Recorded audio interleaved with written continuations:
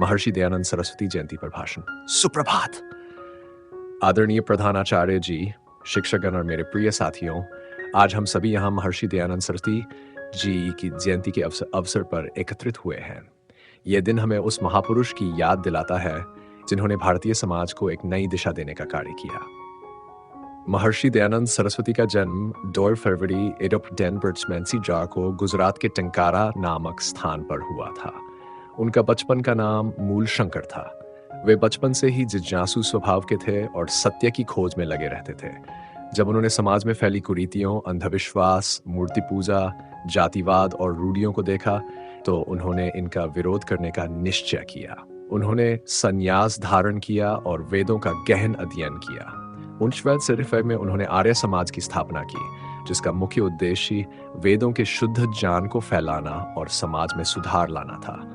उन्होंने अपने ग्रंथ सत्यार्थ प्रकाश में समाज की बुराइयों को दूर करने और शिक्षा, नारीउत्थान तथा वैज्ञानिक सोच को बढ़ावा देने पर जोर दिया।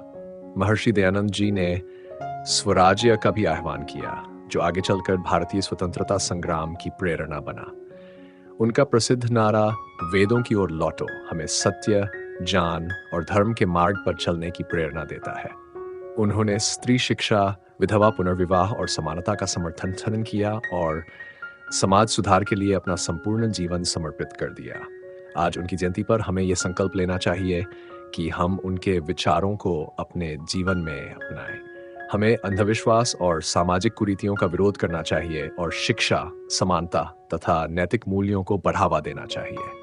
महर्षि दयानंद सरस्वती जी का जीवन हमें सत्य, धर्म और समाज सुधार के मार्ग पर चलने की प्रेरणा देता है। आइए हम उनके दिखाए मार्ग पर चलकर समाज को एक नई दिशा देने का प्रयास करें।